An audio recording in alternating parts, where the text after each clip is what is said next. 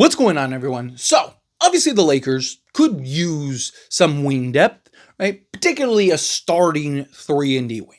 A lot of people want to see like an Andrew Wiggins, throwing out a couple other names, like a Miles Bridges, I think would make a ton of sense. Might talk about him again soon, just kind of put it out there in the universe. But, RJ Barrett, like guys that can come in, slot and play that role. Ideally a guy that has a combination of youth and, provenness in the league. But there's nothing right now, or at least that we know of. Look, Lakers are very good at kind of all of a sudden, things are all quiet. We think like, oh, nothing's coming. And then boom, all of a sudden, Lakers pull off some type of trade. So very possible that something could be right around the corner. Who knows?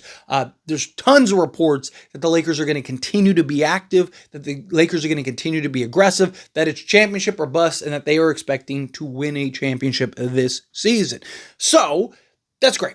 Talked about, I'm okay with the Lakers kind of going into the season, seeing as is, staying patient, letting things develop, right? No trade is better than a bad trade. You don't want to force something. I don't mind if a team overpays. I don't mind if the Lakers overpay, but it has to be justified. Lakers are very limited on their assets, so they have to be cautious, and you don't just overpay to overpay. Like, I don't want to see them overpay, but if it's justified, like the Mark Williams trade was an overpay, but at the time it was justified. It made sense given the circumstances. Something like that. But regardless, going into this season, a lot is probably resting on Jake Laravia and Jared Vanderbilt in particular. And I'm not talking about obviously if they're really good, the Lakers are going to be really good. But I'm not saying Lakers championship hopes are solely on Jared Vanderbilt and Jake Laravia. What I mean is, a lot of the Lakers' needs could be solved between those two, or if not just one of them. But also, even in the pursuit of a 3-and-D wing, could potentially really help and open up the ability for some leverage. Right now, if you're in Miami, you really need Andrew Wiggins. You don't have an Andrew Wiggins. You don't have two-way guys. You have a lot of one-dimensional guys. You could really use our guy, right? But if Jake Laravia becomes that, and Jake Laravia shows, and it's like, man, we need to move him into our starting unit. Now, it's not that, if Jake Laravia is that good, then yeah, maybe it's like, hey, you know what, forget Andrew Wiggins, we got our guy, right? And now you don't have to worry about it. But even if he's just like, hey, this is good, but we still would love an Andrew Wiggins, maybe it's just for the experience, maybe it's just for, the championship pedigree, whatever. Like, there's several guys that, even if Jake Laravia is really good, I wouldn't mind still going and trading for just for the experience factor, especially in particular playoff time. But what happens if Jake Laravia is that for the Lakers, that really now puts the Lakers in a position of like, hey, we don't need Andrew Wiggins. We would like Andrew Wiggins. We want Andrew Wiggins. Right? So now you're coming from a place of little more leverage, and now from a Miami perspective, it's not like, they don't really need him, so it's like, obviously depends on the market for the guy and so on and so forth. But teams aren't just like rushing to the door to go and bring in guys that are going to make $30 million next year, a little less, right? Like, the new CBA has hindered that tremendously. His contract just lines up enough, and it being an expiring contract, there is some value in that regard. But again, he's a guy that I do think makes sense for Lakers. But if Jake Laravia can kind of step into that role for the Lakers, right? To an extent, I think you could add Marcus Smart to the mix, right? Like, my problem is he's not 6'7", right? Like, if he was 6'7" or 6'8", something like that, I know he's got the 6'9" wingspan, but he's really, he's 6'3", 6'4". If he was like in the 6'7", 6'8" range, then fine, right? Like, I definitely think you can make that argument. To me, I look at him more as that kind of guard who can slot over and play the three on occasion, but not. I'm okay with starting him over like a Rui Hachimura or something like that, right? Just for the defensive purposes. But ideally, I'd like him to kind of play that guard role where he's the point of attack for the guard position, that can also scale up and defend big, right? So ideally, I'd like a Luka, Marcus Smart, Jared Vanderbilt, or Jake Laravia rather than like Luka, Austin Reeves, Marcus Smart type thing. I'm okay if that's the approach and the route that they go to start the season. And again, maybe Marcus Smart is that. And he solves that for us. And because of his length, and he's healthy, and he's defending, and he's maybe shooting the three ball really well. But to me, it's more so Jake Laravia and Jared Vanderbilt. Right? Jared Vanderbilt, I mean, look, we've talked about it for years, right? Like at this point, Jared Vanderbilt is like a serviceable, not an elite or great three-point shot. He is like a 34% three-point shot away from being like the premier 3-and-D guy in all of basketball. His versatility defensively, the way that he just shuts players down. You don't believe me?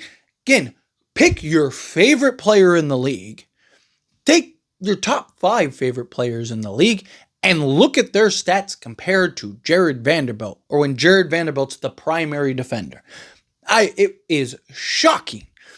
Like, you watch it, you're like, is he really that? Oh, wow, no, he really is. Like, it is like glaring how good Jared Vanderbilt is defensively when he's bought in. He was the most versatile defensive player in all of basketball last year by every metric. Not my opinion. It's not like, I actually didn't even think he was that good. But the numbers don't lie, and they said that he was. And Granges McBasketball did a whole thing. I did a whole video on it, breaking it down and all that stuff, right? Like, I even said, like, it looks like he's a step behind this season. And it makes sense. He was coming off a double foot surgery, right? Like, so of course he's probably going to be a little behind. And he was still the best, most versatile defensive player in all of basketball. Again, not my opinion, a literal statistical fact.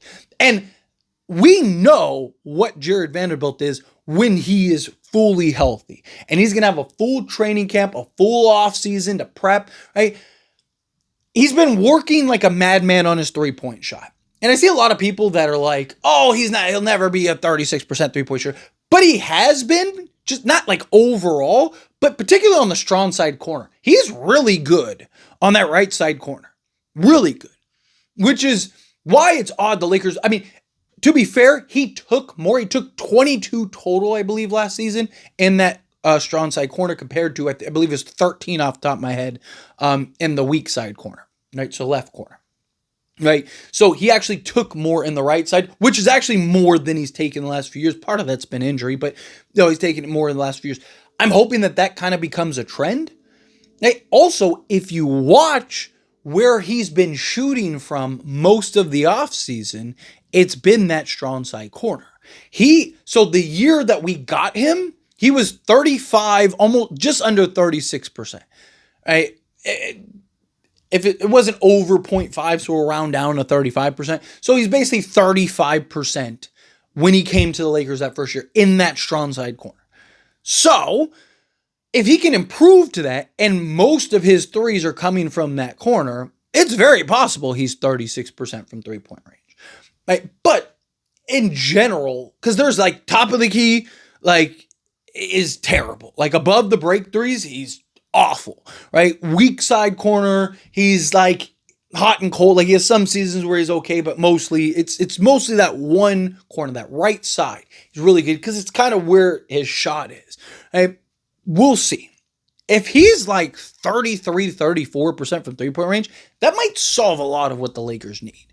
Right? And again, and then if you have both collectively are really good. Like let's say Jake Laravia is just like, he's the more stable two-way guy, if that makes it maybe more consistent. That's probably a better word, more consistent two-way guy for us, right? To where it's like, okay, we're going to start Jake Laravia, but Jared Vanderbilt's still really good, and he's like shooting 36% from three-point range and playing defense and doing all the things that we love, but he's like kind of streaky on the season, right? It's just kind of like he has these like LeBron was like that for years. He's been much better in that regard, but for like years, LeBron was like, he'd have like an entire month where he couldn't shoot a three to save his life. And then he'd like have a month where he was like 80%. And then the next month he'd be like 20%. And then the next month he'd be like 70%. And then it just kind of all averaged out to like 36%. Like let's say Jared Vanderbilt, something like that, right? Well then, again, that's still great. That's better than what it has been. And now you have Jake Laravia and that you might not need to go and make that move. You might be able to use your assets or preserve your assets for that right type of trade that's like, hey, no, this is the move or that is the move or whatever, right? Like, again, I don't want to trade just to make a trade. Like, if it makes sense, if we start getting into the season, and it's like, man, we really could use that wing, right? Like Jake Laravia, he's been solid, but he's not ready to take that step for us. And Jared Vanderbilt still hasn't improved shooting the 3 ball, and it's just, he's not the guy for us. Then yeah, absolutely, go get that guy, right? But Jared Vanderbilt and Jake Laravia could very well serve that for you, or at least be good enough to, again, warrant and justify when you're getting into those negotiations and kind of swing the ball in your favor a little bit, to where now you're going into those conversations. You're like, hey, look, again, we don't need Andrew Wiggins or whomever, right? And there's also the potential that somebody else just becomes available, right? There's always the potential that we just end up seeing somebody that we're not even thinking about, right? I've thrown a couple names out, Miles Bridges, stuff like that, but it's very possible that like some guy just comes out of the left field and we're like, wow, they're trading, Herb Jones. It's like, wow, Lakers just traded for Herb Jones, right? Like, again, just name that came to mind, but like, we don't know what December 15th and January 15th, what those will bring, right? Those deadlines where guys have signed extensions and now they're free, and right. So, and we don't know what the players will be, but that's part of the reason why I'm okay going into the season and kind of evaluating and seeing. Right? Last time we saw Jared Vanderbilt, like during a preseason and off season, he had one game in which he started 0 of 2 from 3, then hit his next 3. So he finished the game 3 of 5, and then that was it. He got hurt and we didn't see him again. So I don't know, because I've seen comments from people where they're like, we've seen this from Vando before. Right? Every year he's doing that. No, it hasn't been the case, right? Again, we traded for him. The next offseason, he worked like a madman on his 3-point shot. There was all this hope, excitement, and optimism. Then he goes, and we get one game where we're all like, oh, Jared Vanderbilt can shoot. Jared Vanderbilt can shoot. Stop the presses. Jared Vanderbilt can shoot. To like, he's hurt, missed the whole season, then goes into the offseason, gets double foot surgery, and now we're here into this offseason. So, I've seen a lot of people that are like, oh, we've seen this the last few off seasons. We haven't seen this the last few off seasons because Jared Vanderbilt has been hurt. We saw it 2 off seasons ago, and last off season he was hurt on double foot surgery. So of course his shot's probably going to be a little wonky. Of course his shot is probably not going to be great, right? Like, because people are like, oh, well, he worked on it the previous offseason. Yeah, and then he had a whole year that basically washes that away. If you hoop, like, take a week off and then go shoot. You could be a sharpshooter. You could be an absolute bucket getter. And it takes you, like even playing pickup, you got to play, like, hey, let's run it back a couple times, right? Like, because again, it's just, and then imagine taking a year off, right? Like, it just, that's why NBA players are constantly playing year round and playing in the Jewelry League and, playing pickups and running scrimmage and doing all these things, right? Because you need to stay on top of your game. We see NBA players all the time. Get a week or 2 off due to like a minor injury, come back and they're rocky.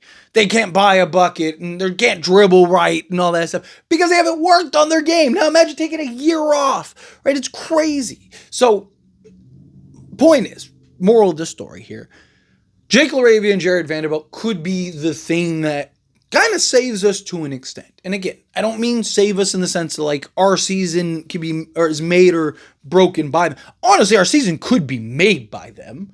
I don't think it can really be broken by them, but it could definitely be like if Jake Laravia is like a 15-point a game guy and our best 2-way guy, right? Like if he gives you Rui's production, but like actual great defensively, then yeah, like that could be the difference between us winning a championship or not.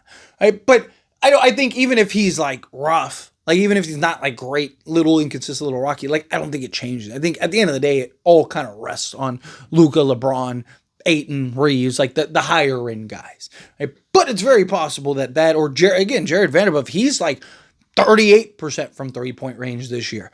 I mean, again, that could be if we're like Jared Vanderbilt's healthy, gets back to being the best defensive player in all of basketball, and then on top of that, he's in the conversation for like defensive player of the year, and then shooting threes at a high clip, change a lot. But Anyway, as always, this is a discussion. I pass the question on you. Let me know your thoughts and opinions down in the comments. That being said, if you haven't liked this video, hit that like button. Helps me out. So we enjoy these types of videos, and I truly appreciate it. Now subscribe to the channel, hit that subscribe button, turn on the bell notifications. Appreciate y'all. See you in the next one.